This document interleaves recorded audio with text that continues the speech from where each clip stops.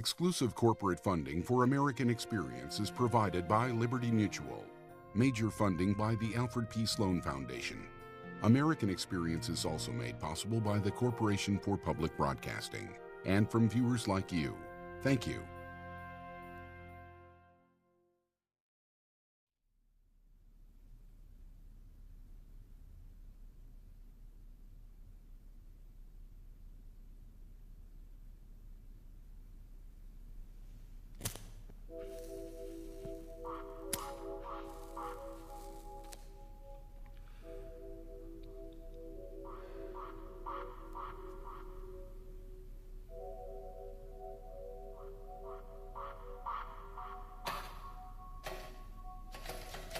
The hearing will come to order. Dr. J.R. Oppenheimer, the Institute for Advanced Study, Princeton, New Jersey.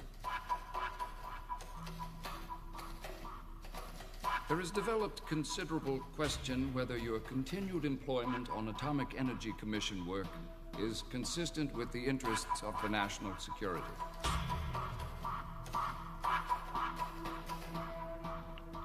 In view of your access to highly sensitive classified information, and in view of allegations which, until disproved, raise questions as to your veracity, conduct, and even your loyalty,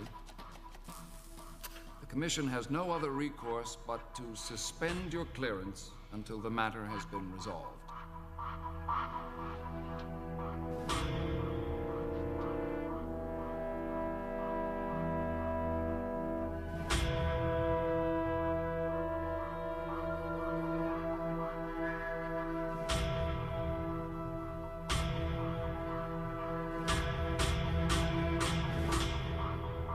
The hearings were held in a makeshift courtroom in a shabby government office in Washington, D.C. It was reported that your wife, Catherine Peening Oppenheimer, was a member of the Communist Party. It was reported that your brother, Frank Friedman Oppenheimer, was a member of the Communist Party. J. Robert Oppenheimer, the most eminent atomic scientist in America, stood accused, a risk to national security. It was 1954. The Cold War with Russia was fueling fears of communist infiltration at the highest levels of government. It was reported that you stated that you were not a communist, but had probably belonged to every communist front organization on the West Coast and had signed many petitions in which communists were interested.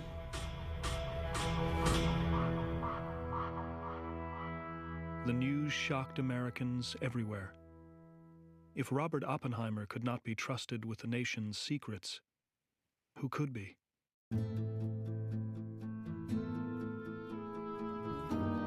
Brilliant, proud, charismatic, a poet as well as a physicist, Oppenheimer had seemed to enjoy the full trust and confidence of his country's leaders. He was a national hero, the man who had led the scientific team which devised the atomic bomb.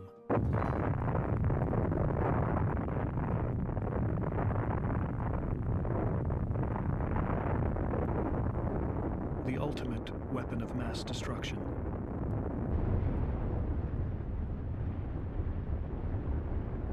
Oppenheimer came to prominence through unspeakable violence and suffered all the ambiguities and contradictions he had helped create. We knew the world would not be the same. Few people laughed. Few people cried. Most people were silent. I remembered the line from the Hindu scripture, the Bhagavad Gita. Vishnu is trying to persuade the prince that he should do his duty, and to impress him takes on his multi-armed form and says, "Now I am become death, the destroyer of worlds." I suppose we all thought that one way or another.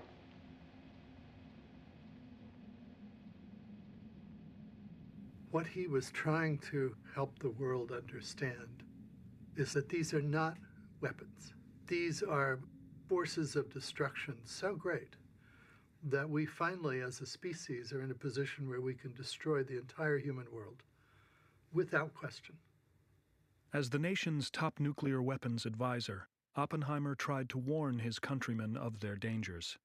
But powerful figures within the government feared he was a threat to America's security. They determined to destroy him.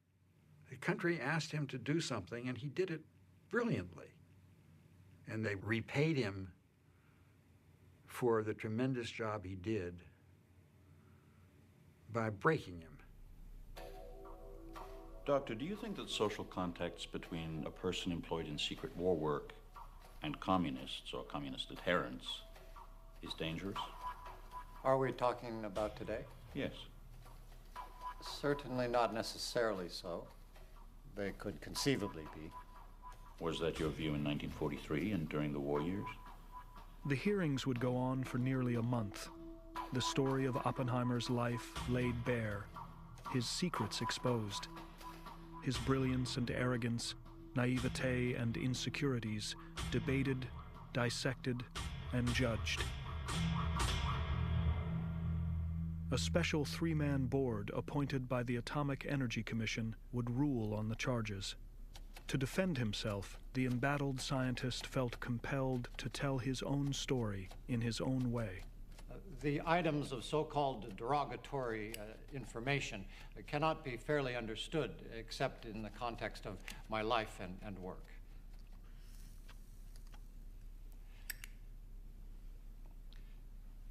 I was born in New York in 1904. My father came to this country at the age of 17 from Germany.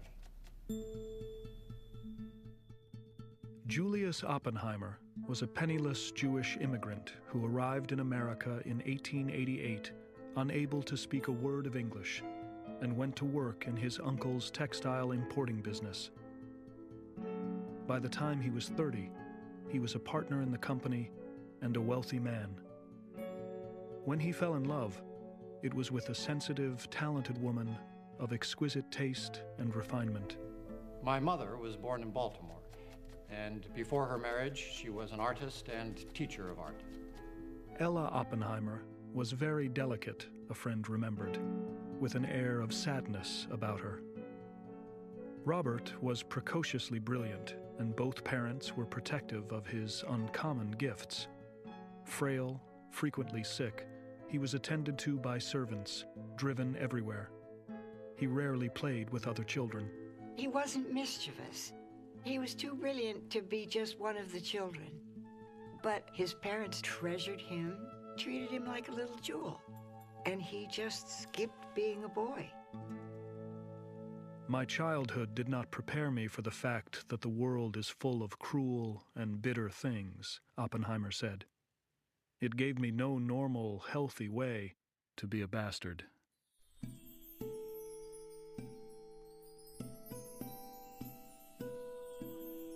Sometime around the age of 5, Robert's grandfather gave him a small collection of minerals. From then on, he said, I became, in a completely childish way, an ardent mineral collector. But it began to be also a bit of a scientist's interest, a fascination with crystals. He wrote to the New York Mineralogical Society on a typewriter. They were so impressed with what he had to say that, of course, thinking he was an adult, they invited him to give a lecture. And little Robert, at age 10 or 11, shows up at the New York Mineralogical Society and has to stand on a box in order to see over the lectern to give this lecture. That is not a normal, average childhood. 8 years separated Robert from his brother Frank, too many for companionship. Robert was a loner, and at New York's Ethical Culture School, he inhabited his own rarefied world, more comfortable with his teachers than with the other students, who nicknamed him Booby Oppenheimer. To protect himself, he relied on his preternatural brilliance and grew aloof and arrogant. He didn't grow up. He studied a great deal, which shielded him from the world. And the emotional side of him didn't catch up until much later. Oppenheimer graduated high school valedictorian, and then conquered Harvard. He studied chemistry, physics, calculus, English and French literature, Western, Chinese, and Hindu philosophy. He even found time to write stories and poems. He described it as being like the Huns invading Rome, by which he meant he was going to swallow up every bit of culture and art and science that he could possibly do. Harvard's an environment in which the intellectual life is a rich feast, but the social life is a desert.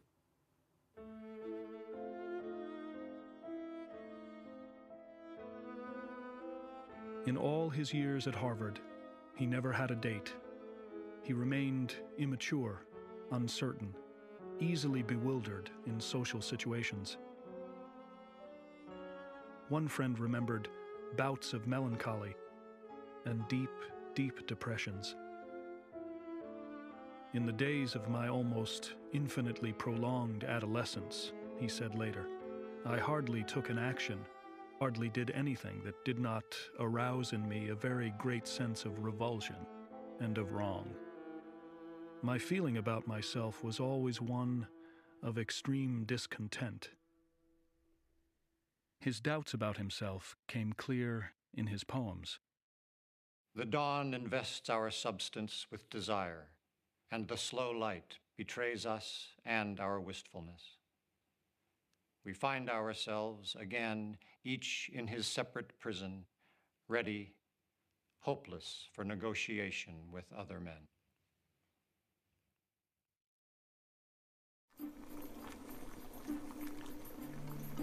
Oppenheimer graduated in just 3 years, and in 1925 headed for Cambridge, England, and an advanced degree at the celebrated Cavendish Laboratory. Academic success had always come easily. Ambitious, determined to succeed, in England he would learn what it was like to struggle and fail. Oppenheimer, like so many theoretical physicists, it turns out that if he walks through a lab, the instruments all break. And he's trying to do a rather delicate physical experiment, and he's not getting anywhere.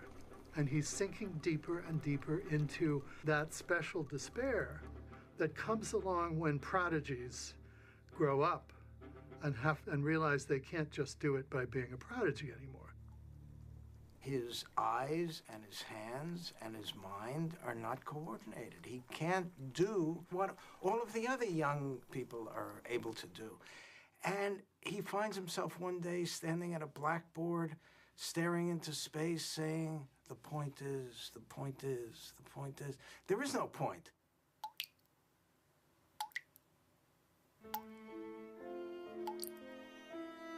He fell into despair, he fell into depression. Here was a point where he was suddenly doubting his intellect, his ability to do science. So it's not surprising that at that point, the whole thing would go collapsing down for him.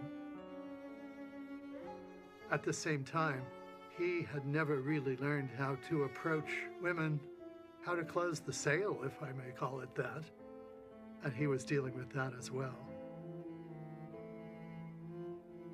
Wrestling with inner demons that threatened to overwhelm him, he was, he later said, at the point of bumping myself off. In 1926, Oppenheimer would save himself. He cut free from the English experimental laboratory and headed for Göttingen, Germany, to study theoretical physics with some of the greatest scientific minds of the century. I had very great misgivings about myself on all fronts, he said. I hadn't been good, I hadn't done anybody any good, and here was something I felt just driven to try. In Göttingen, Oppenheimer would make his mark in a new science, which explored a world that ran counter to everyday experience: quantum physics. Quantum physics is the basic physics behind electrons and atoms. It turns out that classical ideas about Newtonian mechanics and particle motion and so on do not apply to things of atomic scale. You needed a new kind of physics. So if you're going to change at a different scale the whole structure of the physics, everything has to be redone, if you will. And that means there are enormous opportunities available for a young graduate student with talent to come in and make various aspects of this his own. Oppenheimer immersed himself in the mysteries of the subatomic universe, where nothing was certain and probability the only rule. He found the work exhilarating. There was terror, he wrote, as well as exaltation. Oppenheimer really flourished there. He annoyed everybody, of course, by talking too much and pretending he knew everything. He always considered very carefully what he said, as though he was speaking for the ages. And he expected everybody to be seduced by his Renaissance man knowledge of everything. In Göttingen, Oppenheimer came into his own as a theoretical physicist, publishing 16 papers in 3 years. By the time he was ready to return to America, he was focused and confident, an ambitious young man with an international reputation. In the spring of 1929, I returned to the United States. I was homesick for this country. I had learned in my student days a great deal about the new physics. I wanted to pursue this myself, to explain it, and to foster its cultivation. Oppenheimer was just 25 and already knew more about the quantum universe than nearly any other American. He settled in California and began teaching at Caltech in Pasadena and the University of California in Berkeley. But at first, his lectures were incomprehensible. It was customary, until I got there, for students to take his main course in theoretical physics twice in a row. They would take a second year to fully understand it. Other students were taking it in pairs. One would listen, the other one would write notes, and they'd work up the lecture afterward. He spoke at a very fast clip, puffing on his cigarette, which he always had. He was writing with his chalk, and he was moving back and forth between his left hand and his right hand so quickly that people thought he was going to smoke the chalk, and write with the cigarette. And they couldn't follow him. But he was able to transform himself into an excellent lecturer who was charismatic and extremely effective. Oppenheimer became a magnetic, dazzling teacher, but his arrogance could make even his colleagues wince. He was not likable because he wouldn't let you look at him. He was always on stage. You never had a feeling that he was speaking from the heart somehow. He never came across as a real person. There was always a studied remark intended to convey some sort of, superiority or deeper knowledge than you Slav could possibly understand. He could be devastating, especially to young people. He became very impatient and was always all over them, and sometimes reduced them practically to tears. His sharp remarks were not inadvertent. They had to do with a kind of arrogance and contempt. I take it to be a way that he disguised his anxieties, that he disguised his social insecurities, but it was immensely cruel. Oppenheimer called his behavior beastliness. "It is not easy," he wrote in a letter to his brother. "At least, it is not easy for me to be quite free of the desire to browbeat somebody."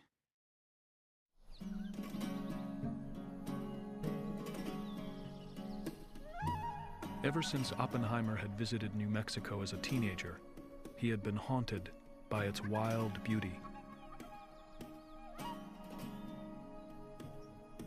In 1927, his father took a lease on a rustic cabin high in the mountains, 45 miles northeast of Santa Fe, and gave it to both his sons. The Oppenheimers called it Perro Caliente, Spanish for hot dog. He found peace there. He found a different self there, one that he liked, a cowboy self. Friends who went to visit him later would talk about the fact that he would go out riding for 3 days at a time up the ridge of the Rocky Mountains with a bar of chocolate and a pint of whiskey in his hip pocket. And they would be starving and terrified, riding through mountain storms and lightning, and he would just be having a wonderful time. My two great loves, he once told a friend, are physics and desert country. It's a pity they can't be combined.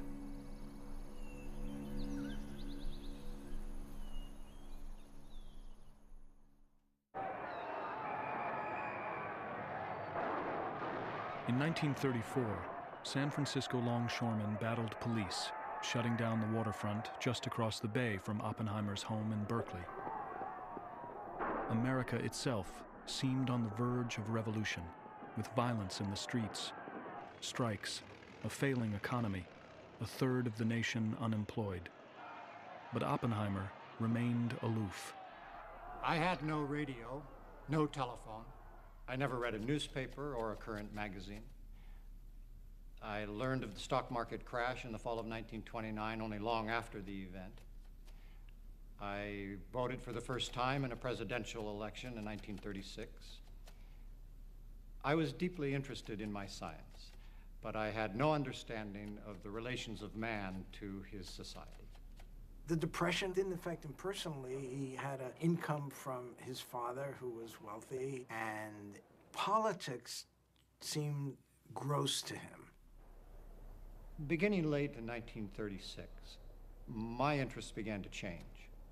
I saw what the Depression was doing to my students. Often they could get no jobs. But I had no framework of political conviction or experience to give me perspective in these matters. In the spring of 1936, I was introduced by friends to Jean Tatlock. In the autumn, I began to court her. We were at least twice close enough to marriage to think of ourselves as engaged.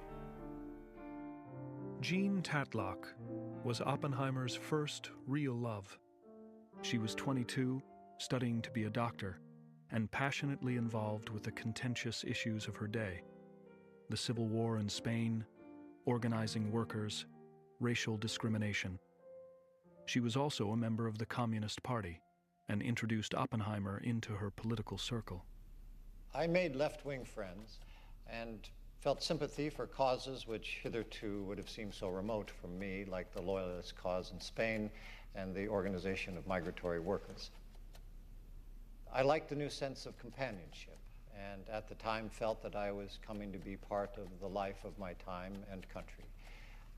I did not then regard communists as dangerous, and some of their declared objectives seemed to me desirable. In the 1930s, in the bottom of the Depression, there was a deep and fundamental concern about the future of this country, of whether its economic and to some degree political system was adequate. We came later in America to demonize people who belonged to the Communist Party, but it was a very common business in the 30s.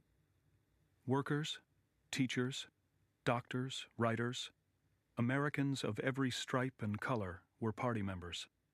But although he shared many of their political concerns, there is nothing to prove that Oppenheimer himself was a communist. Oppenheimer never joined the party. The FBI spent 30 years trying to prove that Oppenheimer had been a communist and was never able to do so. That's probably good evidence that he never joined the party.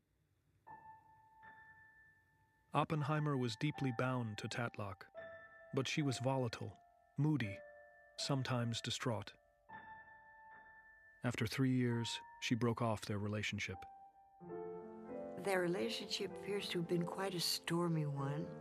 And Jean Tatlock, although for many years people who knew her didn't say this, was uncertain whether she wanted to be or with men or women, whether she was lesbian or heterosexual. And I believe that must have been at the bottom of her crises with Oppenheimer, and how that fed into his own sexual certainties and uncertainties, one can only imagine. He was troubled. That's why he was attracted to troubled women. He was troubled. He didn't know who he was.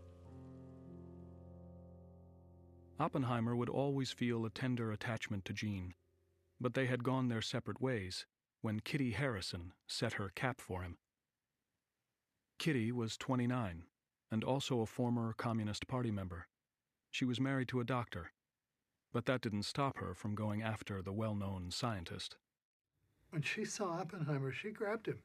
They were together, of course, for the rest of their lives, but it was, God knows, a tumultuous relationship with a lot of bickering and a lot of fighting and a lot of drinking.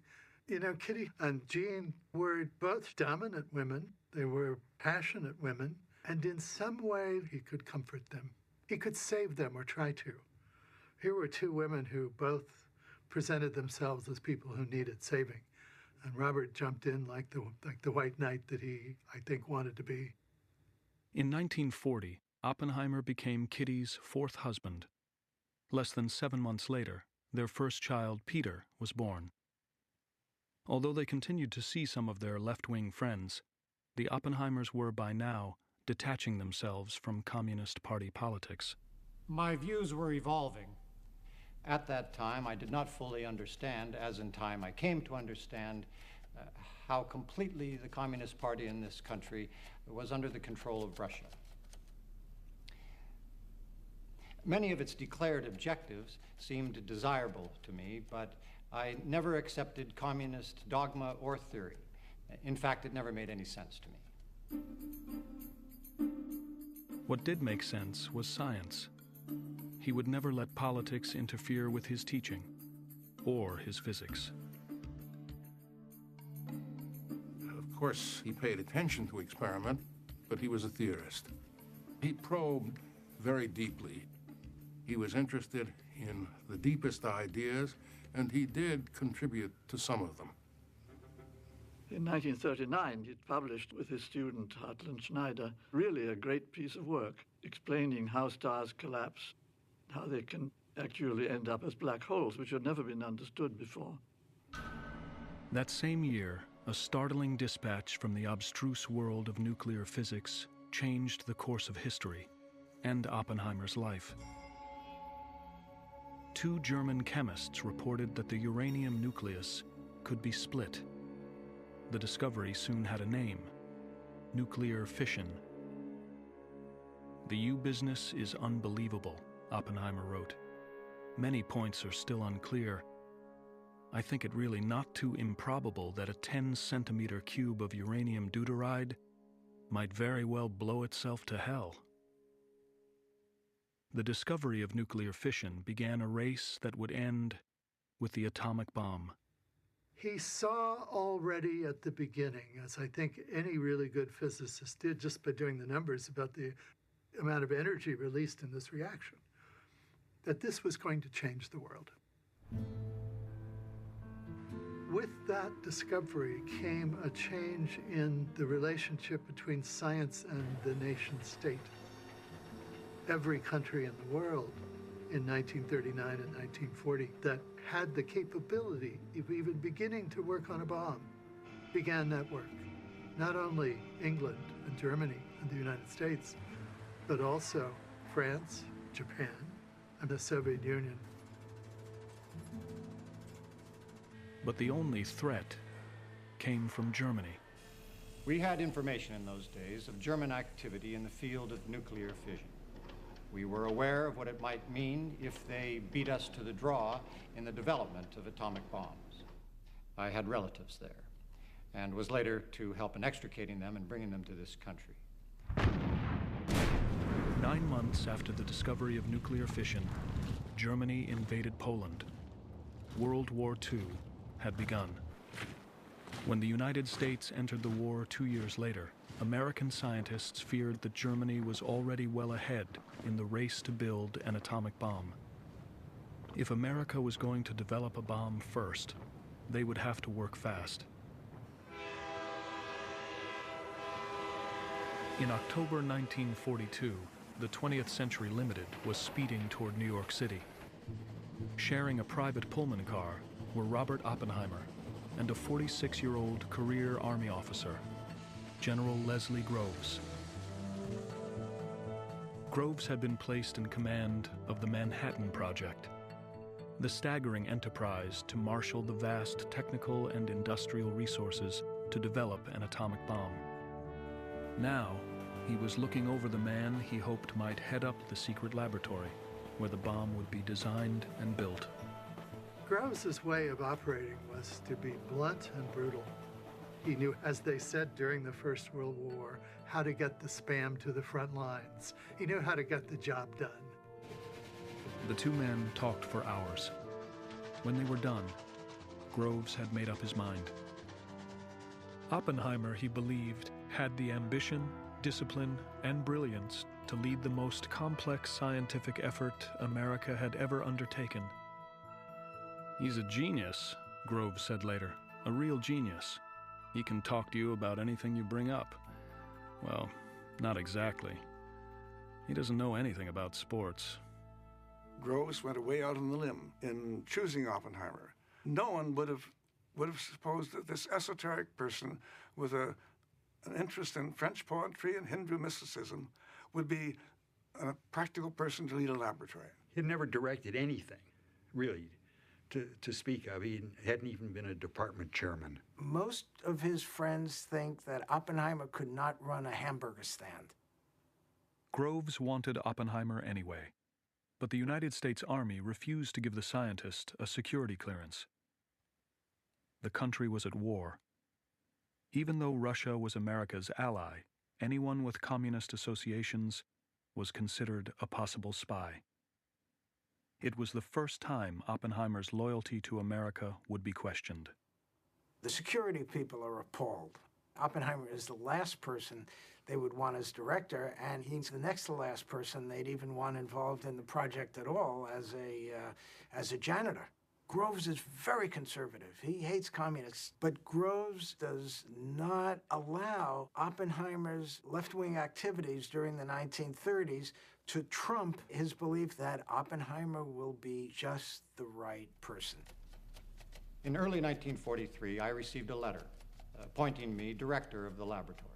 Almost everyone knew this was a great undertaking. It might determine the outcome of the war.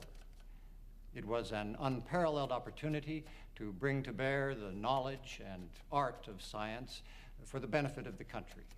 This job, if it were achieved, would be part of history.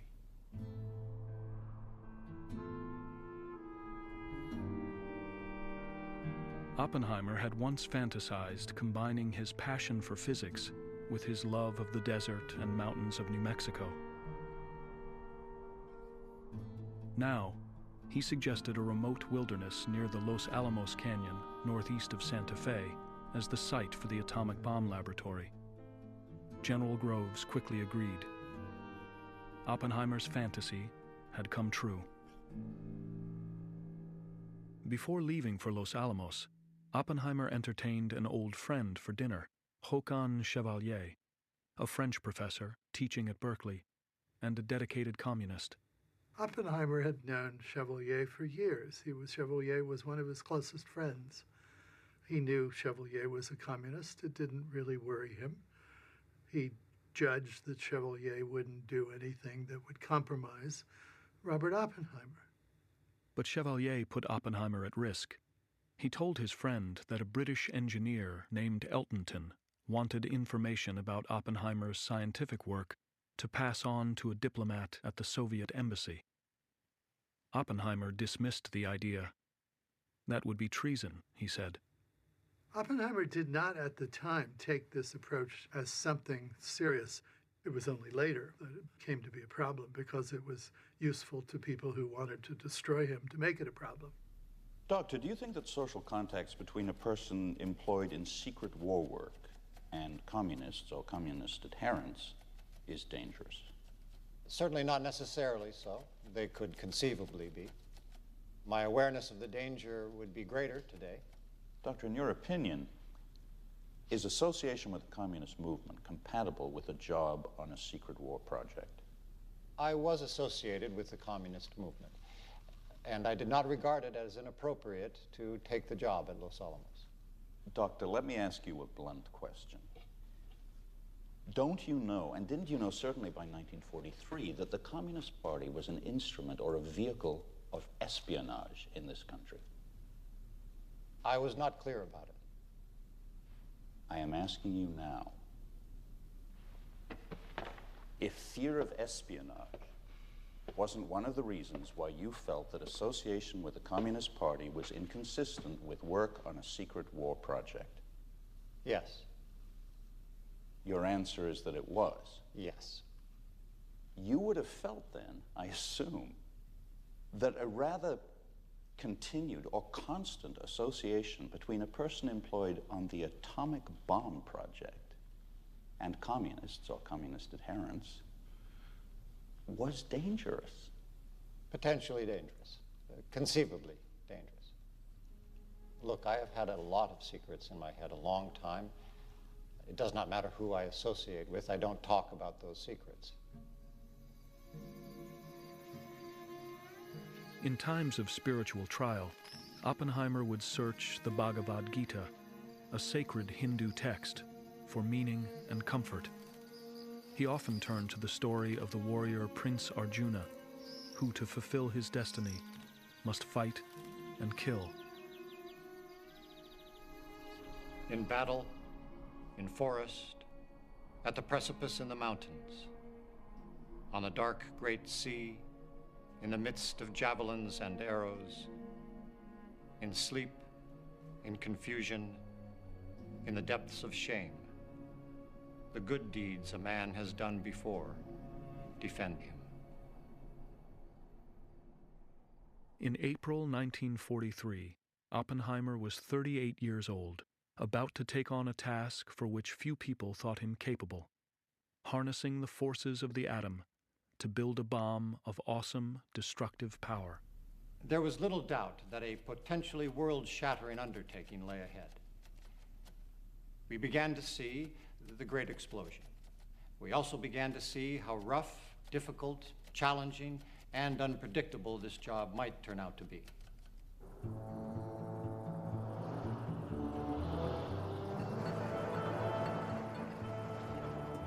A whole town was being constructed, and Oppenheimer was trying to organize the science.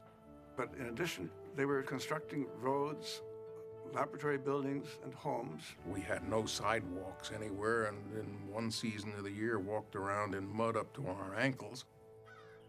They were trying to build a first-class physics laboratory out in the middle of a howling wilderness. It was a hell of a place to try to move a linear accelerator up the narrow switchback mountain roads to install it at the top.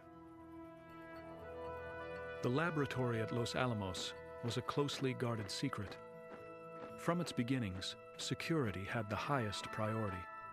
Army intelligence watched over everything and everybody, especially the laboratory director with the left wing past.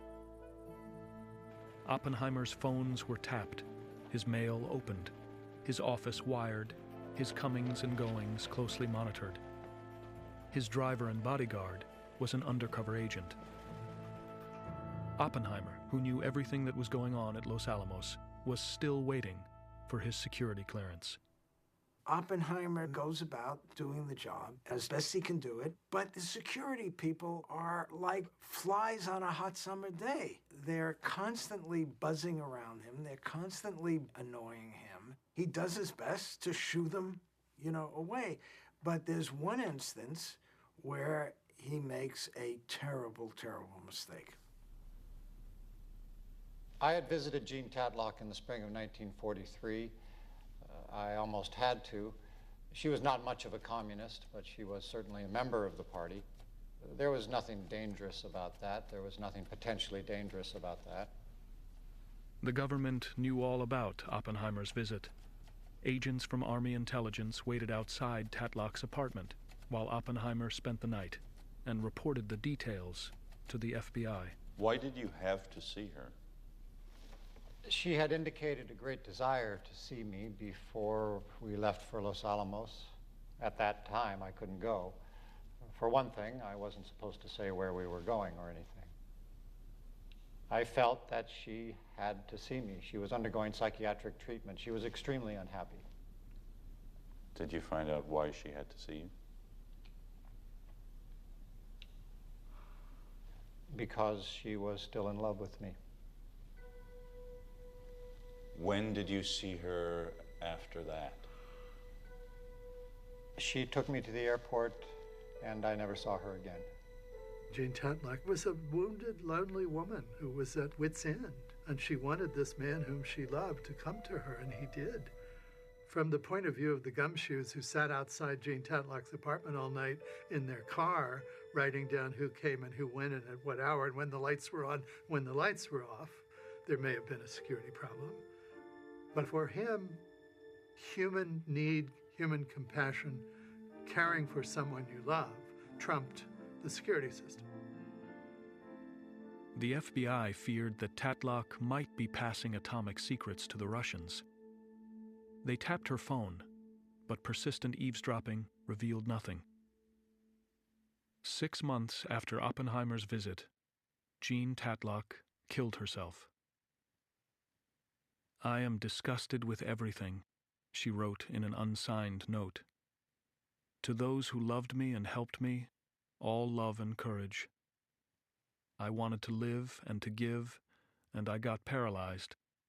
I tried like hell to understand, and couldn't. I think I would have been a liability all my life. At least I could take away the burden of a paralyzed soul from a fighting world." You have said that you knew she had been a communist. Yes, I knew that in the fall of 1937. Was there any reason for you to believe that she wasn't still a communist in 1943? No. Pardon? There wasn't. I do not know what she was doing in 1943. You have no reason to believe she wasn't a communist, do you? No.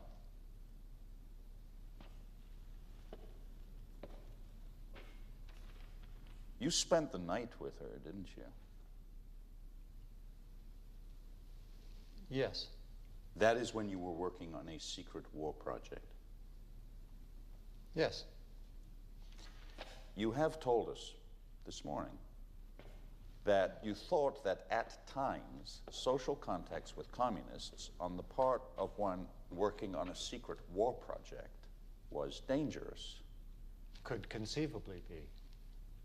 You didn't think spending a night with a dedicated communist? I don't believe she was a dedicated communist.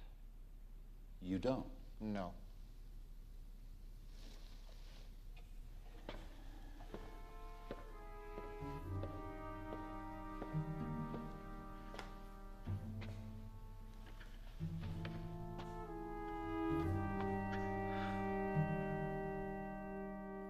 "5 weeks after Oppenheimer's visit to Tatlock, General Groves rammed through his security clearance. But Oppenheimer continued to operate under a shadow of suspicion, and by the summer of 1943, the pressure began to tell. That August, Oppenheimer volunteered to talk with Colonel Boris Pash, Chief of Army Counterintelligence for the West Coast. He had begun to worry about his conversation with his friend Håkon Chevalier. He realized that he should have reported it at once, but he still didn't want to get his old friend in trouble. General Groves has, more or less, I feel, placed a certain responsibility in me. I don't mean to take up too much of your time. That's perfectly all right, whatever time you choose. I have no first-hand knowledge, but a man attached to the Soviet Council has indicated indirectly through an intermediary that he was in a position to transmit information. I think it might not hurt to be on the lookout for it. If you wanted to watch him, I think it would be the appropriate thing to do. His name is Elton. Oppenheimer had simply wanted to alert Army intelligence that Eltonton might be a threat. But Pash did not trust Oppenheimer and his left-wing past. He hid a microphone in the telephone receiver and recorded their entire conversation. Oppenheimer had no idea that everything he said was set down, transcribed, and added to his security file, where it would be unearthed years later with disastrous consequences. There were approaches to other people who were troubled by them. and sometimes they came and discussed them with me. That's as far as I can go on that. These people, were they contacted directly by Elton? No. Oh, through another party? Yes. Well, now, could we know through whom that contact was made? I think it would be a mistake. Oppenheimer makes up this complicated story so that the security people are looking all over the place. And they won't finger Robert and they won't finger Chevalier. He evidently hadn't learned to think the way security people think. Every time he said something else, he just made it worse. Pash ended up, of course, believing Oppenheimer was a communist spy. But I think in mentioning Eltonton's name, I essentially said that he may be acting in a way which is dangerous to the country and which should be watched. I'm not going to mention anyone else's name in the same breath. I just can't do that.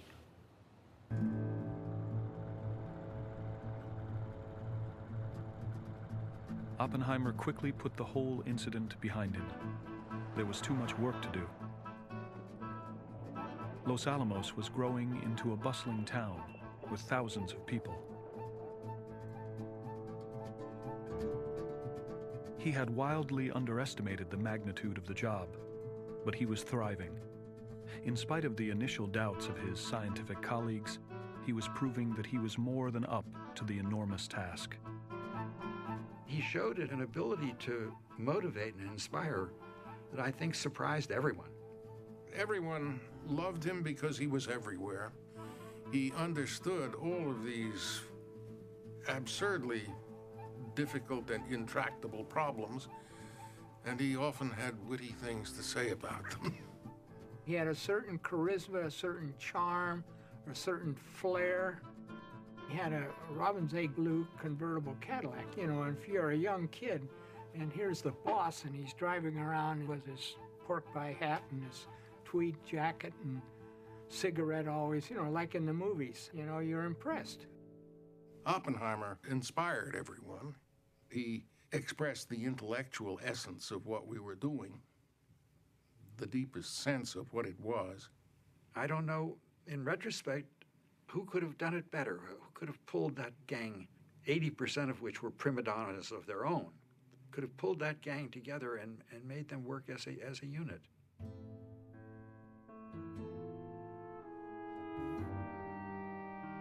In being the director of this historic laboratory, Oppenheimer found his greatest and most natural role. He was cruel to people before the war. He was cruel to people after the war. But he wasn't cruel to people during the war. The period at Los Alamos was the only time in his life when he wasn't plagued by existential doubt, when all the parts came together and worked together. It was the first chance he'd ever had to serve the country and forget himself. Oppenheimer shaped an array of brilliant, eccentric scientists into a team. The Hungarian refugee Edward Teller was his biggest problem. Teller was always an ebullient scientist, very bright, quite impatient. When I showed up at Los Alamos, I saw this name chalked next to the door, E. Teller, but there was no one in the office. I learned that he was rather unhappy that he had not been chosen as leader of the theory division and had gone off in a puff. His passion from the very first was to create what he called the super bomb. The super was a hydrogen bomb, a weapon with nearly unlimited destructive power. But since a hydrogen bomb would need an atomic bomb to set it off, Oppenheimer gave Teller's super a low priority. Oppenheimer said, no, we got enough on our hands. We got to make the atomic bomb. That's what we're going to do. That's our job. And that's what we're going to focus on. Teller threatened to quit until Oppenheimer relented and let him work independently to try and design his super bomb. But there would always be bad blood between them. Teller was obsessive. He would not accept Oppenheimer's judgment about the feasibility of this project. He was not a crackpot or anything like that. He was an excellent physicist. But he got off on something that was simply wrong, and he couldn't let it go. Teller never forgave Oppenheimer, and he paid him back, unfortunately. By summer 1944, the enormous burden of responsibility had begun to take its toll. Losing weight, afflicted with a rasping cough, Oppenheimer chain-smoked his way through increasingly demanding months. Kitty was an additional burden. She refused to take on the role of the director's wife and found herself at loose ends. After their second child was born in the Los Alamos hospital, a girl they named Tony, she became even more distracted. She was drinking hard, on the verge of emotional collapse, while Oppenheimer was preoccupied, desperately pushing the project forward. For me, it was a time so filled with work, with the need for decision and action and consultation, there was room for little else. They had to invent all these new technologies in these very short months from the summer of 44 to the summer of 45. Oppenheimer nearly broke down. He was really depressed. He thought he'd blown it. He thought they had found themselves at a dead end. It was devilishly difficult, grappling with problems which were on the edge of absurdity. Just imagine trying to find out what's going on within an explosion, all of which is over in less than 1,000th of a second. He seriously considered leaving the project. And one of his friends finally took him aside and said, "Robert, you can't leave. You're the only person who can make this happen. You have to stay. I don't care what you think." And he did stay. The consensus of all our opinions and every directive I had stressed the extreme urgency of the work. Time and time again, we had in the technical work almost paralyzing crises. Time and again, the laboratory drew itself together and we faced the new problems and got on with the work. We worked by night and by day. While Oppenheimer and his team raced on, the war against Japan and Germany was reaching a bloody climax. On May 7th, 1945, the Nazis surrendered. The race with Germany to build the bomb was over.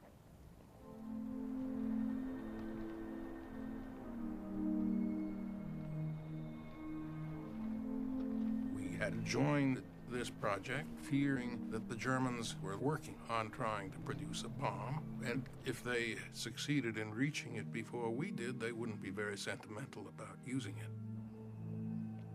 When Germany surrenders, the bomb is several months away from being built, and the question is, should we continue? Is it the right thing to do? Is it ethical? Well, you've never heard any suggestion from Oppenheimer that there was any course other than continuing. There was a kind of momentum involved in our efforts in this direction. It was an enormous project. We were all deeply involved in finding out whether the darn thing would work. When you see something that is technically sweet, you go ahead and do it. And you argue about what to do about it only after you've had your technical success. Caught up in the momentum of the project, driven by the desire to finish the job he had begun, Oppenheimer was determined to see it through. This might help to convince everybody, he argued, that the next war would be fatal. For this purpose, actual combat use might even be the best thing. He rejected the idea of demonstrating the bomb first. If you have a demonstration, what it is a fantastic firework with nobody getting hurt. What's important about nuclear weapons is not that it's fantastic fireworks. What's important about nuclear weapons is the fact they kill people. On May 31st, 1945, Oppenheimer joined a meeting of high-ranking government officials, scientists, and military men. It was agreed that the most desirable target was a vital war plant, employing a large number of workers and closely surrounded by workers' houses. Oppenheimer made no objection. What worried him was whether the bomb would work.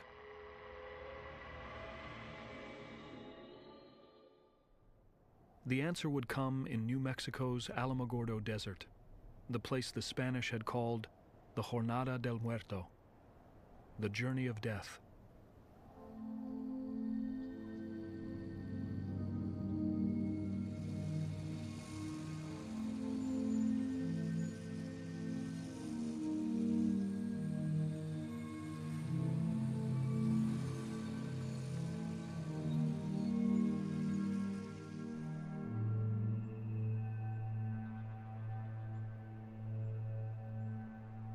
On July 15th, Oppenheimer climbed a 110-foot tower for one last look at the bomb. It would be tested the next day. He was down to 115 pounds, tense, on edge. There was great tension about the test, great uncertainty, whether it would work or produce a pathetic fizzle. This had never been done before, and it was no one had a clear picture at all of what to expect. The evening before the test, someone recalled the frogs had gathered in a little pond by the camp and copulated and squawked all night long. Oppenheimer chain-smoked nervously and sat quietly reading the French poet Baudelaire. Seductive twilight, the criminal's friend. Silent like a wolf, the sky is closing down. A dark cloth drawn across an alcove where the impatient man changes into a beast of prey. At 5:10, the countdown began at 0-20 minutes. As loudspeakers ticked off the time at 5-minute intervals, Oppenheimer wandered in and out of the control bunker, glancing up at the sky. At the 2-minute mark, he was heard to say to himself, "Lord, these affairs are hard on the heart." -1 minute. -55 seconds. We were given a piece of welder's glass to hold in front of our eyes so that we could look at it without being blinded. It was pitch dark outside, just before dawn. There was a lot of tension. Oppenheimer lay on his stomach, his face dreamy, withdrawn. He grew tenser as the last seconds ticked off, an Army general remembered. He scarcely breathed. For the last few seconds, he stared directly ahead.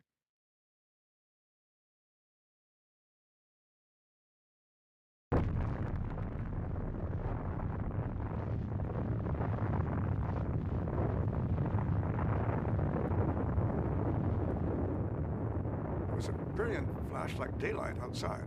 Suddenly, from pitch dark to daylight over a huge area, there was this rapidly expanding, glowing sphere with swirling dark clouds in it. And finally, as it dimmed, you could see on the outside a faint blue glow. It was simply fantastic. It worked, was all that Oppenheimer said. It worked. We were just awestruck. There it was. It had happened. And the test was evidently a success, but we had no idea when the next thing would happen. Nobody had said to us that the bomb had already been shipped out. There was total silence. Fear and tension. Now we're into something. Now, who knows what's going to ensue? We heard not a single word until the 6th of August.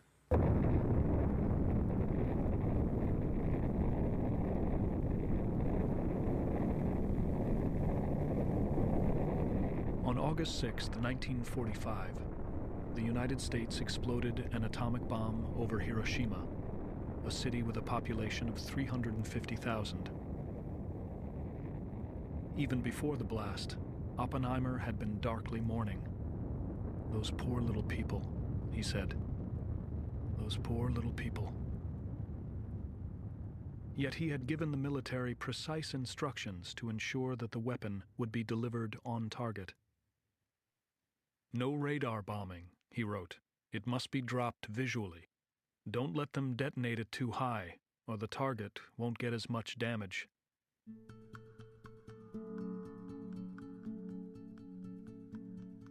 Oppenheimer was of two minds. His success had been exhilarating, but he was in anguish over the human costs. There's no doubt that there was ambivalence about it. I think Oppenheimer saw the question in all its complexity. It wasn't so simple as, was he guilty about building such a weapon? He understood that the bomb was going to change history. He might have hoped that there was some other way to demonstrate its effectiveness. They knew what they were making. They knew it was going to kill a lot of people. They didn't like that aspect of it. But there you were.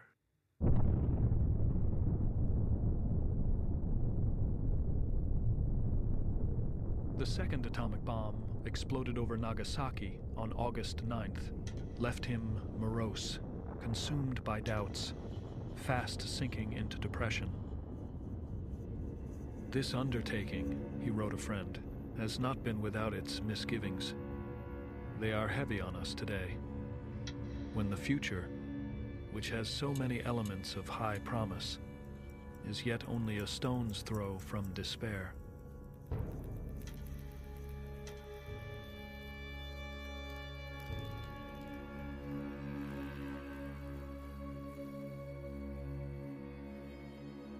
Some of you will have seen photographs of the Nagasaki strike, he told the American Philosophical Society 3 months after the blast.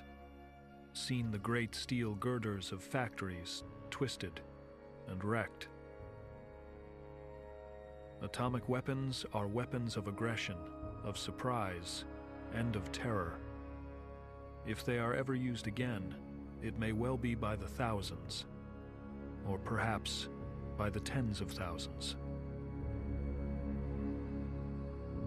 He was a great supporter of using the bomb, but he understood all along that he was on the cusp of a new terror, even at the moment when the scientists believed that there was no other choice.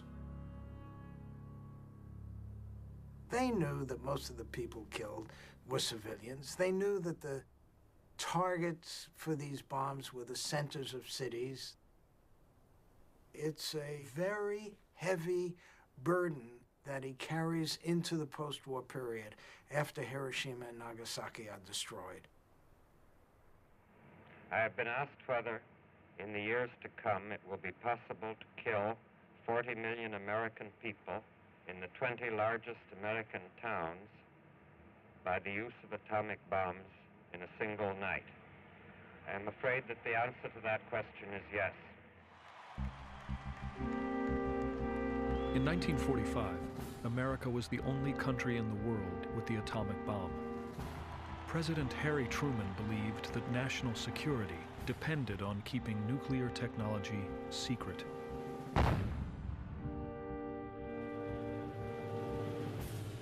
Oppenheimer, along with nearly every other nuclear scientist, disagreed. I have been asked whether there is hope for the nation's security in keeping secret some of the knowledge which has gone into the making of the bombs. I am afraid there is no such hope. President Truman really did seem to feel that if you just kept the lid on enough, we'd always have the secret and no one else would ever get it. There wasn't any secret. The secret was it worked.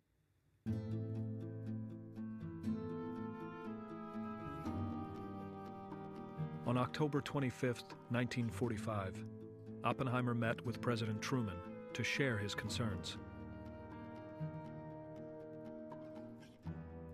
When the president assured his visitor that the Soviets would never get the bomb, Oppenheimer became frustrated. "Mr. President," he said, "I feel I have blood on my hands." "Blood on his hands," Truman complained later. Damn it, he hasn't half as much blood on his hands as I have. You just don't go around belly-aching about it. It's not surprising Truman just about threw him out of his office. It was the president's decision. It wasn't Oppenheimer's decision. Later, Truman told his Secretary of State, "I don't want to see that son of a bitch in this office again."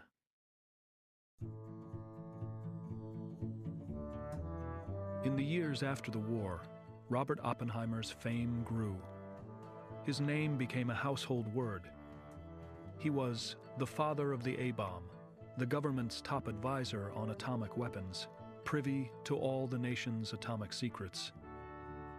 He was instantly famous. Nuclear weapons, nuclear energy were such a big and new thing and such a surprise to nearly everyone that it was very widespread to ask your local physicists, what does this all mean and what should we do? You know, the Rotary clubs did it. You know, the Kiwanis did it, the PTAs did. I mean, everybody, and for not only that, whenever there was anything in the papers about it, it was always a brilliant nuclear physicist. There was no other kind. Now, Oppenheimer was right at the top of it. So it was the president or the Congress or the senators or the UN, you know, who asked him and for whom he gave his advice. He was interested in power. He was drawn to it. He wanted to have a say in what became of those weapons. He wasn't going to go back down on the farm after he'd seen Paris. He realized that he might turn this fame and power into statesmanship, that he might become the sort of philosopher-scientist and philosopher-statesman who could bring the rest of the message to government about how you'd go about eliminating nuclear weapons in the world. Oppenheimer was naive enough. He really thought that if he got inside, he could change things. Immediately after the war, I was deeply involved in the effort to devise effective means for the international control of atomic weapons. In 1946, Oppenheimer hammered out the details of a visionary proposal with some of America's most distinguished statesmen. The plan was designed to put atomic energy into the hands of an international agency, controlling uranium mines, atomic power plants, and atomic laboratories. It involved giving up nuclear weapons and internationalizing the entire nuclear enterprise. And Oppenheimer writes, "We know that people will say, this is impossible. You can't do this. Our answer is, we must." But Oppenheimer's hope for an international accord that would lead to the elimination of nuclear weapons was facing fierce resistance, foundering on the deepening antagonisms between two former allies, the Soviet Union and the United States.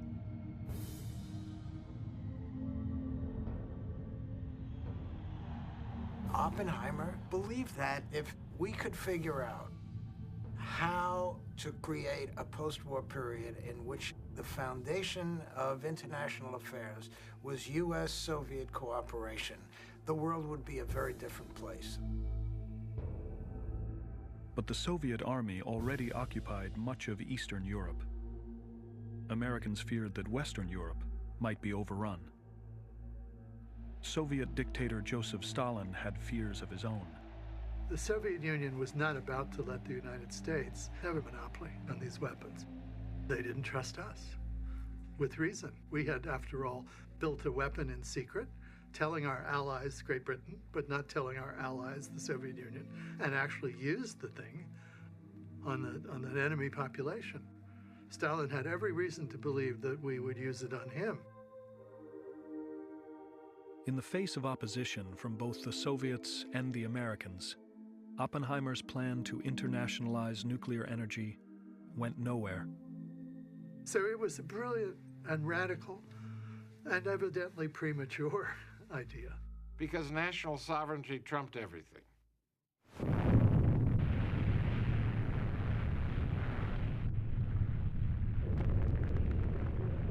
On July 1st, 1946, the United States tested a 21,000-ton atomic bomb, exploding it in Bikini Atoll in the Pacific Ocean.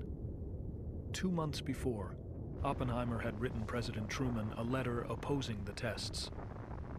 Truman paid no attention, calling Oppenheimer that crybaby scientist. By now, Oppenheimer was disillusioned with America's efforts to eliminate the threat of nuclear weapons, but he was even more disillusioned with the Russians. He saw how intransigent the Russians were going to be, and he went into another mode in his thinking about what should be done about the bomb. He felt that what you had to do, instead of you had to accomplish the impossible, what you had to do is accomplish another impossibility, and that is live successfully and peacefully with nuclear weapons. That fall, Oppenheimer was made a key advisor to the newly created Atomic Energy Commission. As chairman of its General Advisory Committee, he reached what he described as a melancholy conclusion. As the prospects of success receded, and as the evidence of Soviet hostility and growing military power accumulated, we were more and more to devote ourselves to finding ways of adapting our atomic potential to offset the Soviet threat. We concluded that the principal job of the Commission was to provide atomic weapons, and good atomic weapons, and many atomic weapons. Oppenheimer was now a scientific statesman. He had little time to be a scientist. After the war, he had given up teaching to become the director of the Institute for Advanced Study at Princeton, a center for theoretical research, renowned as the home of the most famous scientist in the world, Albert Einstein. But Oppenheimer rarely did any research himself anymore. He published only a few scientific papers, and after 1950, never published one again. And that was a great grief to him. He had had dreams of getting back into science and doing something great while he was here. His wife, Kitty, begged me if I couldn't actually work with Robert and actually do some science with him. And I never could. It was, he never got down to the nitty-gritty. He was older. He was 40? He was past the age when people do their best scientific work. The popular press continued to depict him as a scientist on the cutting edge and a model American. A happily married man with 2 small children and a German shepherd called Buddy. No one knew that he was under close surveillance by the FBI because of his past ties to the Communist Party. Communists have been, still are, and always will be a menace to freedom, to democratic ideals, to the worship of God, and to America's way of life. With America's relationship with Russia deteriorating, the fear of communism seemed to be spreading everywhere, and FBI Director J. Edgar Hoover continued to find Oppenheimer suspicious, in spite of Oppenheimer's leadership at Los Alamos and his immense reputation. There were periods in which there was a let-up, but the FBI started to follow and surveil Oppenheimer in about 1940, 1941, and never stopped. Never stopped.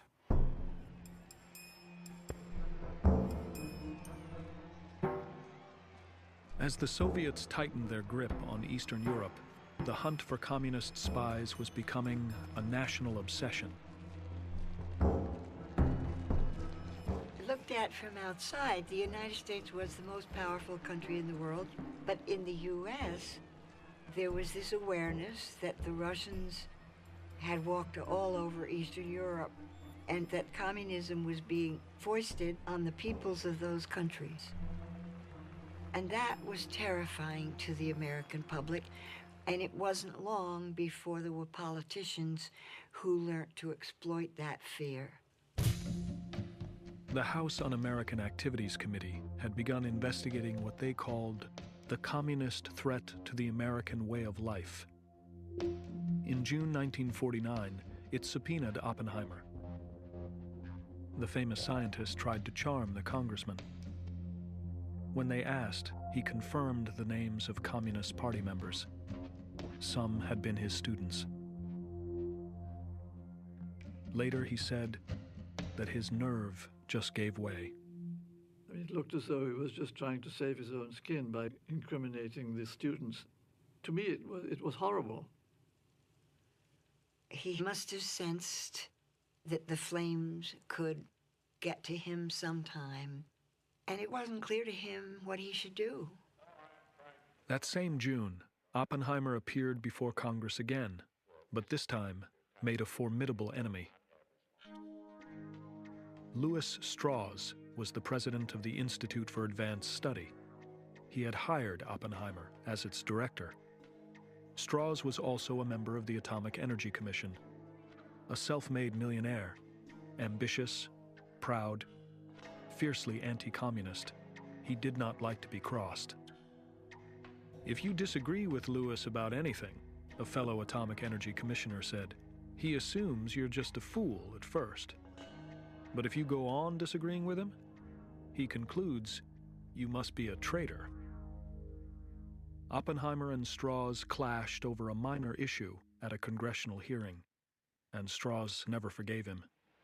My opinion is that if the determination were made that isotopes should not be shipped abroad, the Congress would be making a profound mistake. Oppenheimer was testifying in support of exporting radioisotopes to Europe, while Strauss looked on, seething. Strauss violently disagreed, fearing that the isotopes might fall into the hands of Russia. In a reckless display of arrogance, Oppenheimer aimed a jibe directly at Strauss, telling the congressman that radioisotopes were no more dangerous than a shovel or a bottle of beer. And everybody laughed, and the journalist said he looked over at Louis Strauss, who had turned beet red. He had never seen so much hate and anger on anyone's face as he saw on Strauss's face at that moment. Strauss was very sensitive to criticism. If he didn't like people, he dealt with them. And he had a long memory. He could deal with them a long time afterward, if he wanted to.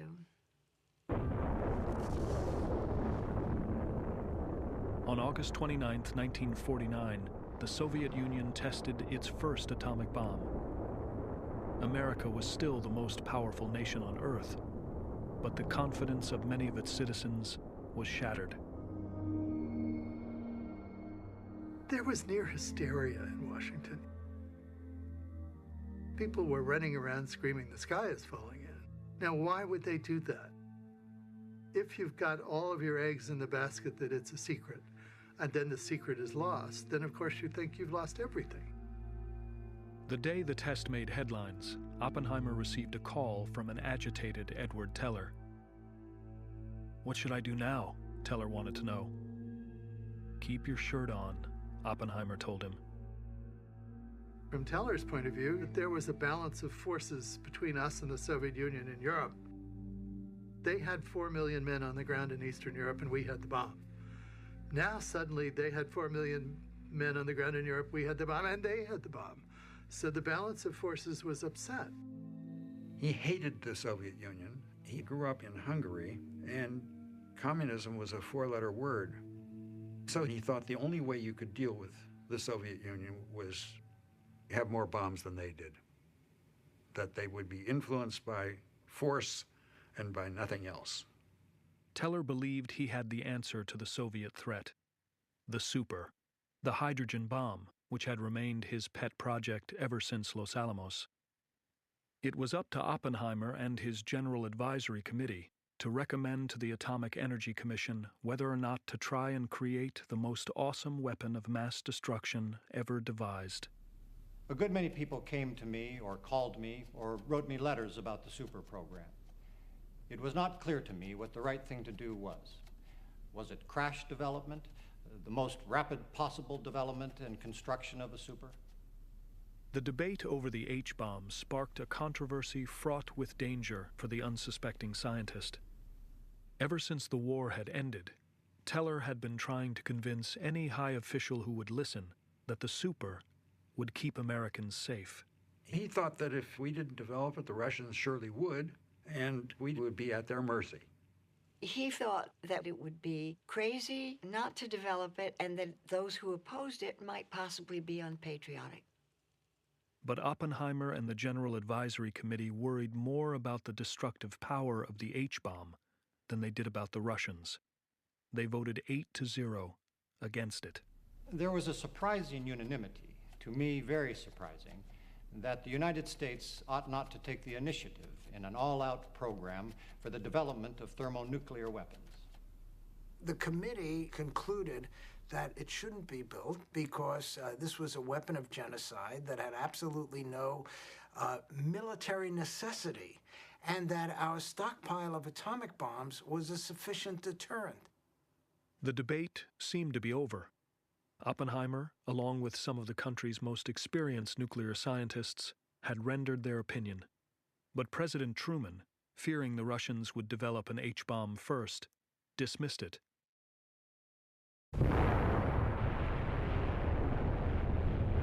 On November 1st, 1952, the world's first hydrogen bomb explosion vaporized the tiny island of Alugalab in the Pacific.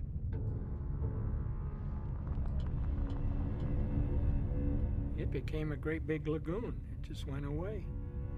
And the whole water around it was milky white. It was scary. The heat from this thing was really very frightening. It started getting hotter and hotter and hotter and hotter. This is almost 30 miles away.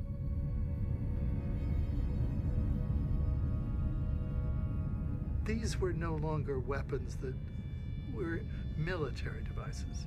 They were simply weapons of mass destruction on the most terrible scale. Well, let's take New York. The blast would destroy the entire greater New York area. The fallout would take out the rest of the East Coast. One bomb. It meant that a new era of warfare was upon us. We now had in our possession a weapon of genocide, not just warfare. The modern arms race started with the invention of the hydrogen bomb, and after which it was escalation all the way. If the development by the enemy, as well as by us, of thermonuclear weapons could have been averted, I think we would be in a somewhat safer world today than we are. God knows, not entirely safe, because atomic bombs are not jolly either. Once the decision was made, Oppenheimer did nothing to oppose it. Frustrated, he considered leaving the government altogether, but instead played the loyal soldier. Later, Oppenheimer's lack of enthusiasm would be interpreted as outright opposition. Did you, subsequent to the President's decision of January 1950, ever express any opposition to the production of the hydrogen bomb on moral grounds? I would think I could very well have said, this is a dreadful weapon, or something like that. Why do you think that you could very well have said that? Because I have always thought it was a dreadful weapon. Even if from a technical point of view it was a sweet and lovely and beautiful job, I have still thought it was a dreadful weapon. And have said so? I would assume I have said so, yes. You mean you had a moral revulsion against the production of such a dreadful weapon? This is too strong. Beg pardon? That is too strong. Which is too strong, the weapon or my expression? Your expression. I had grave concern and anxiety. You had moral qualms about it. Is that accurate? Let us leave the word moral out of it. You had qualms about it. How could one not have qualms about it? I know no one who doesn't have qualms about it. Oppenheimer wasn't opposed to building nuclear weapons. He was just opposed to building huge nuclear weapons that were bigger than the targets. In 1950, the United States went to war in Korea. Soon, Americans were fighting both Korean and Chinese communists, while the Russians seemed to be growing increasingly belligerent. Oppenheimer knew that America's military planned a devastating response to any Soviet attack. In 1951, he was shown the Air Force's top-secret strategic war plan. The plan was that we would bomb our way across Eastern Europe with nuclear weapons. We would then destroy the Soviet Union, and then, as a kind of an extra, we'd go on and destroy China, because after all, it was a communist country.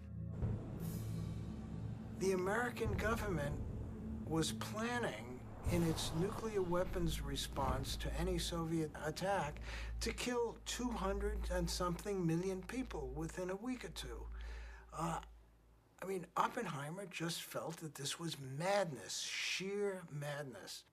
Oppenheimer spoke out for moderation.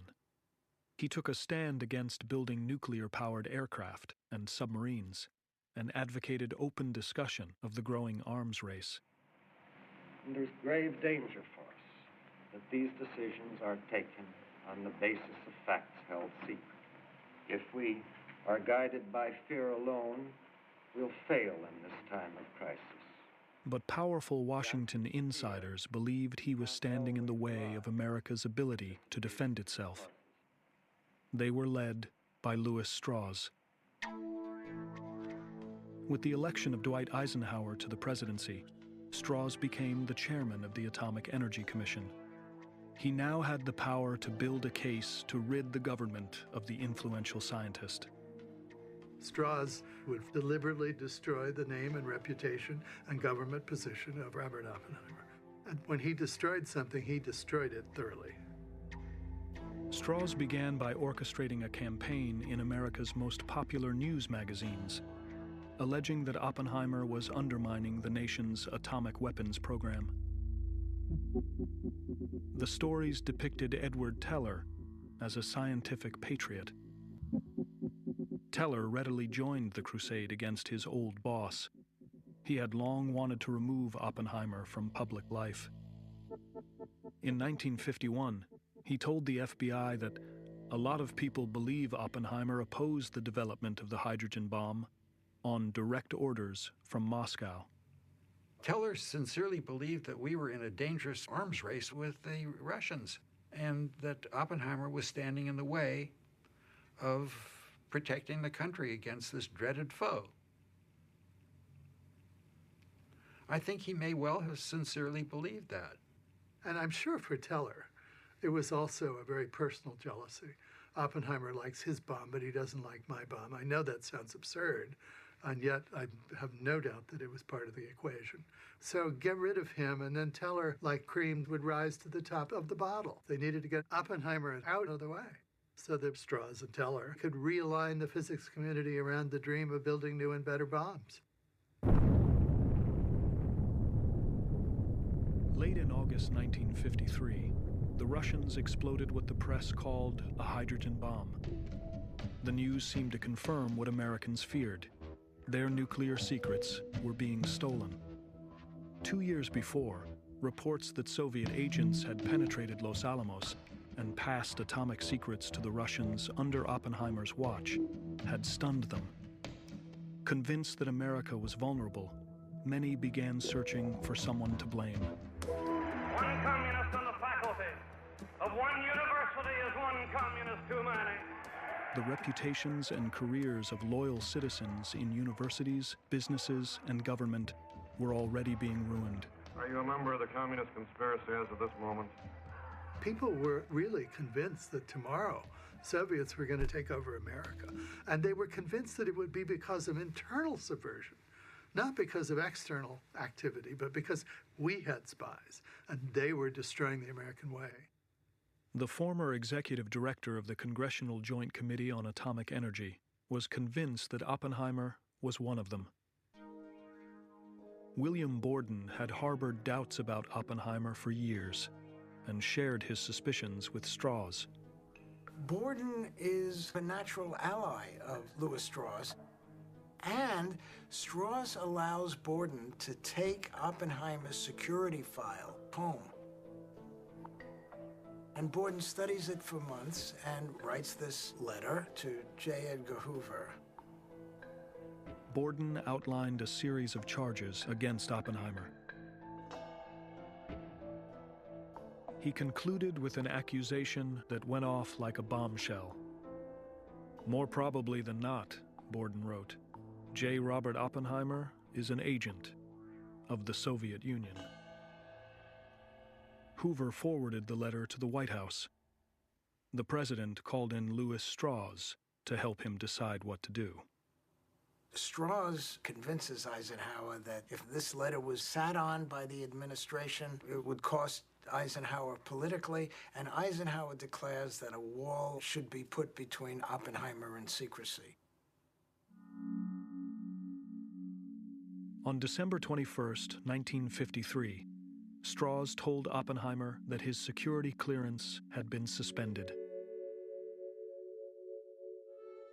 The country's most famous authority on atomic weapons, the father of the A-bomb, was stunned. He fell into a despairing state of mind, a friend remembered. The following evening, after meeting with his lawyers and more than one drink, he fainted on the bathroom floor.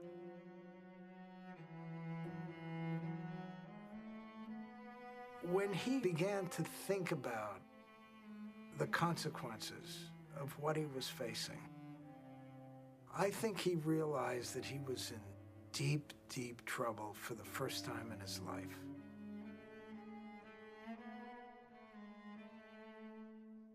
Oppenheimer realized that he was going to pay. I think he had the tragic sense. He understood the drama that he had to play out, even though he later called it a farce.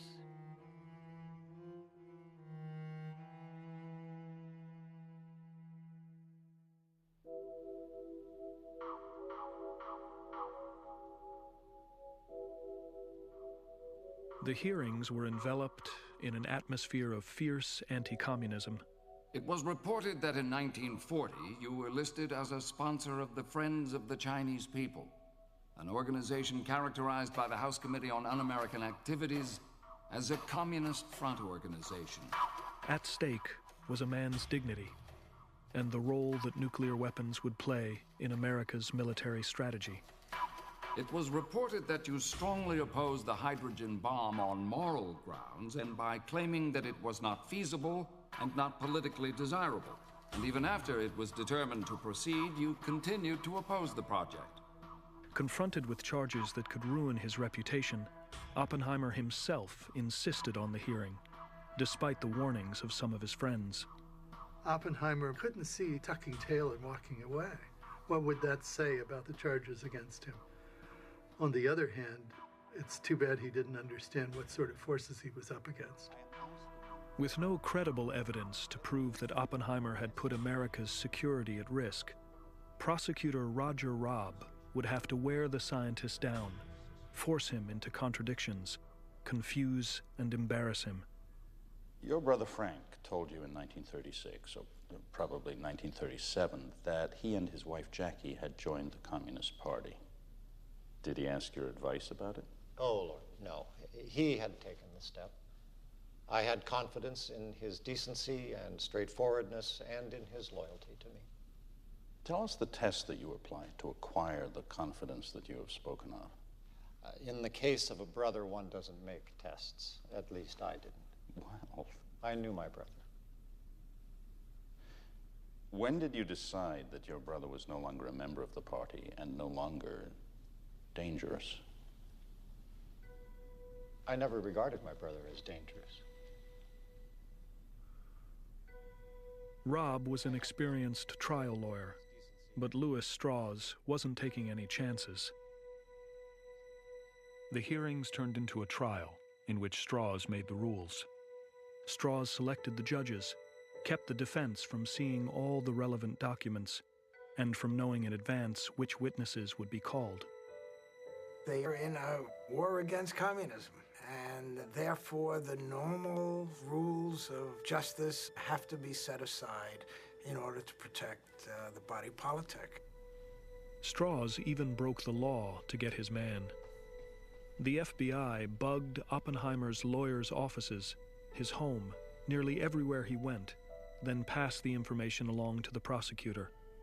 The defense strategy was known to the prosecution in advance. It was the worst kind of kangaroo court.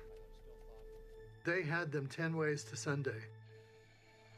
There were approaches to other people who were troubled by them, and sometimes they came and discussed them with me. That's as far as I can go on that.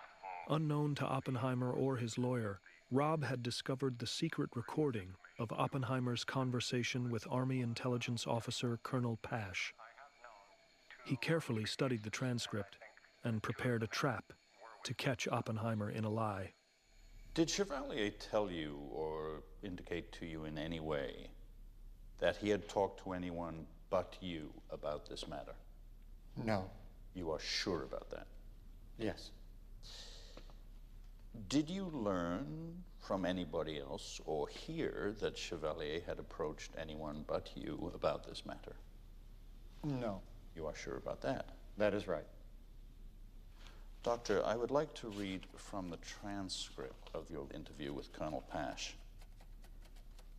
There were approaches to other people who were troubled by them and sometimes came and discussed them with me. That's as far as I can go on that. Do you recall saying something like that? I don't recall that conversation very well. I can only rely on the transcript. Doctor, for your information, I might say that we have a record of your voice. Sure. Do you have any doubt that you said that? No. So as to be clear, did you discuss with or disclose to Pash the identity of Chevalier? No. Let us refer to him then, for the time being, as X. All right. Didn't you say that X had approached 3 people? Probably. Why did you do that, Doctor? Because I was an idiot. Is that your only explanation, Doctor? I was reluctant to mention Chevalier. Yes. No doubt somewhat reluctant to mention myself. So you told Pash that there were several people that were contacted? Right. And your testimony now is that was a lie? Right. That wasn't true? That is right. You did, you were sure, tell Colonel Pash there was more than one person involved?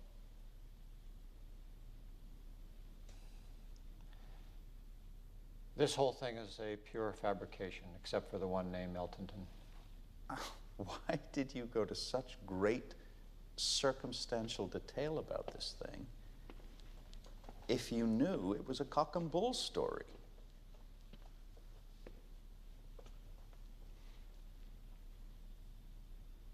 I fear this whole thing is a piece of idiocy. Oppenheimer is up against a kind of psychological torture. He was broken down by a very, very skillful prosecutor, made to look stupid, made to look like a fool. The purpose in proving him a liar was to impress the hearing board that he couldn't be trusted and that they should declare him a security risk. It had to be totally humiliating and destroy his confidence in himself. He's being told that he's a liar, untrustworthy, unworthy, and he folded. The story I told Pash is not a true story. There were not 3 or more people involved. I believe I can do no more than say that the story I told is a false story. It is not easy to say that. Now, when you ask as to why I did this, other than that I was an idiot, I'm going to have more trouble being understandable. I found myself, I believe, trying to give a tip to the intelligence people without realizing that when you give a tip, you must tell the whole story. But I am, in any case, solemnly testifying that there was no conspiracy in what I knew and what I know of this matter.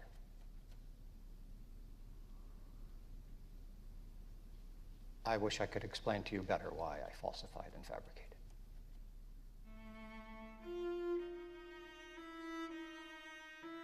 The trial proved to him his worst fears.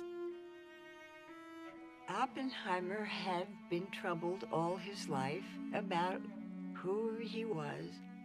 He later said that he was repulsive to himself. The trial said that he had defects of character, that he was not a good human being, and unfortunately he agreed. Oppenheimer testified for 27 hours. A parade of witnesses was called on both sides. He looked wan, demoralized by the time Edward Teller took the stand. Teller drove the final nail into Oppenheimer's coffin. I thoroughly disagreed with Dr.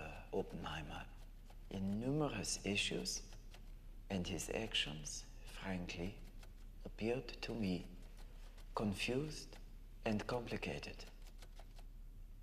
I feel that I would like to see the vital interests of this country in hands which I understand better and therefore trust more. I would feel personally more secure if public matters would rest in other hands.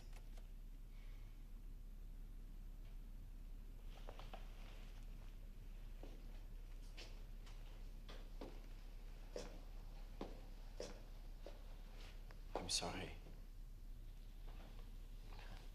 After what you've just said, I don't know what you mean.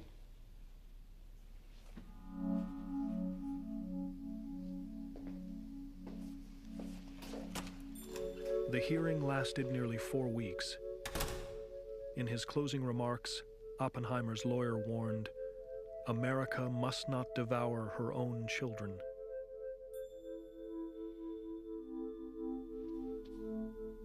We find that Dr. Oppenheimer's continuing conduct and associations have reflected a serious disregard for the requirements of the security system. We have found a susceptibility to influence which could have serious implications for the security interests of the country. We find his conduct in the hydrogen bomb program sufficiently disturbing. We have regretfully concluded that Dr. Oppenheimer has been less than candid in several instances in his testimony. By a vote of 2-1, the board concluded that although Oppenheimer was a loyal citizen, his security clearance should be revoked. Numb and bewildered, Oppenheimer told a friend, "I have so little sense of self remaining." In a futile gesture, he appealed to the Atomic Energy Commission, chaired by Lewis Strauss. The commission upheld the verdict, 4-1.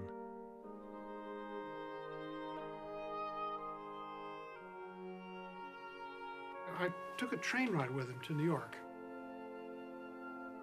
And for some reason, he started talking about my case. My case. And he said to me that at the time, he thought it was happening to somebody else. He wasn't accused in the course of the hearing of having ever betrayed a secret. It was about getting Oppenheimer out of the security councils of the U.S. government. America's most influential voice for nuclear moderation had been stilled. The Oppenheimer hearing was a political battle between the Strauss view of we need more and more and more nuclear weapons, and the Oppenheimer view that nuclear weapons are a part of our defense, but we have to, use them sensibly and we can't rely on them totally. That hearing had a profound effect on the nuclear arms race. It essentially opened the floodgates. It removed the legitimacy of criticism against more and more nuclear weapons. In 1954, the year of the Oppenheimer hearings, America had some 300 nuclear weapons.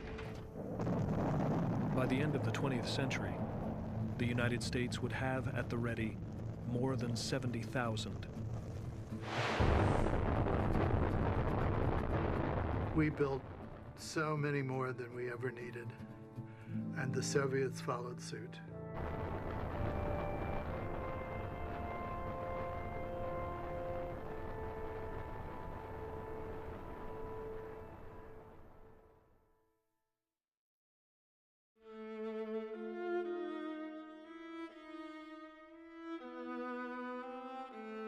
In 1954, Robert Oppenheimer turned 50. His security clearance had been revoked. His connection to the government had been severed. He would live for 13 more years, but he was never the same man. He'd been a strong, forceful leader before that, and he was a beaten man afterwards. He gave lectures on science and its interaction with humanity. He continued to direct the Institute for Advanced Study. He became what Yeats calls a smiling public man. I saw a lot of him at that time, and I saw the impact that this tragedy had on him. I can't recall ever seeing him happy, just relaxed and having fun. I don't have the feeling that he ever felt good about himself, that if he was ever, in any sense, at peace with himself. In 1963, Oppenheimer received what many saw as an official apology. President Lyndon Johnson presented him with one of the nation's highest scientific honors, the Fermi Award from the Atomic Energy Commission. With countless other men and women, we are engaged in this great enterprise of our time, testing whether men can live without war as the great arbiter of history. I think it just possible, Mr. President, that it has taken some charity and some courage for you to make this award today. Edward Teller was there that day, come to offer his congratulations. When he extended his hand, once again, Oppenheimer shook it. After the ceremony, Louis Strauss wrote an angry letter to Life magazine, complaining that honoring Oppenheimer dealt a severe blow to the security system which protects our country.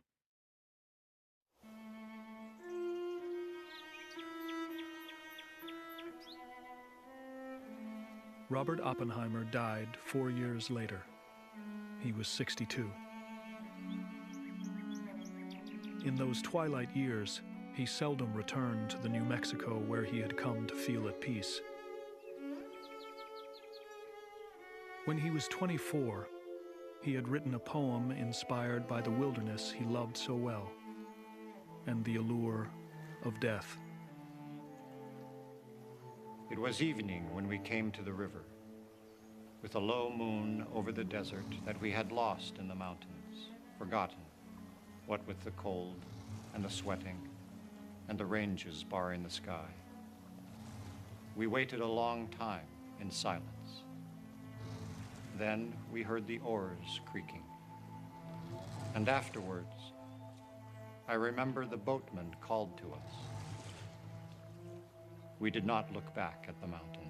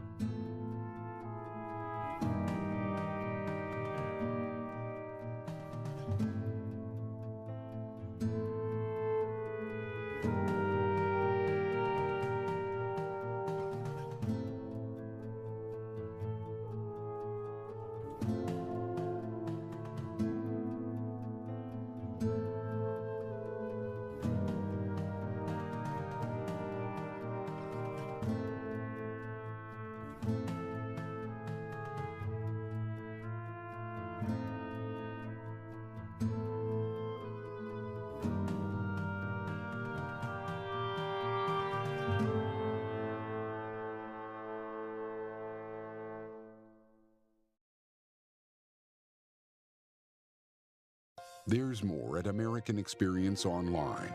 Visit companion websites for each American Experience episode with interactive features, additional interviews, plus rare videos and photos. All this and more at pbs.org. Exclusive corporate funding for American Experience is provided by Liberty Mutual. Major funding by the Alfred P. Sloan Foundation. American Experience is also made possible by the Corporation for Public Broadcasting and from viewers like you. Thank you.